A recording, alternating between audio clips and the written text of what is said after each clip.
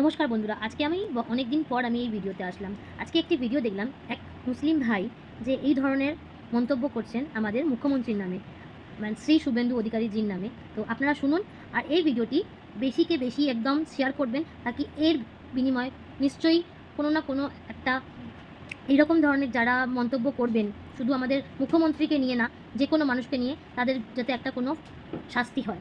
দেখুন।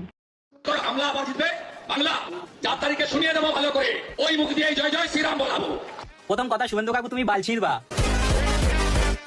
আর নিজেকে সনাতনী বলছো। আমি ভাই মুসলিম ছেলে বলছি আমি গরুর মাংস খাই না, কারণ আমার পছন্দ না, আমি খাই না, ঠিক আছে। বাট শুভেন্দু কাকু টিএমসি পার্টিতে থাকায় 3 বাটি করে খেতো, কবাডি 3 বাটি করে খেতো। আর কাকু মাথায় যে লেভেলের রুমালটা বাঁধবো সেটা তো আর বলার কথা নয়। আর শুভেন্দু কাকু ইফতার পার্টি করে নিজের অফিসিয়াল আইডিতে যেভাবে ছাড়তো, হাই হাই, আর মাথায় রুমাল বেঁধে ভাই এরকম হাত তুলে যে লেভেলে দোয়া করতো আর নামাজ পড়তো, আমি ভাই মুসলিম ছেলে অতবার নামাজ পড়তে পারিনি। আর কাকু নিজেকে সনাতনী বলছেন, ওরে আমার টিএমসি চটি চাড়া চুদির ভাই।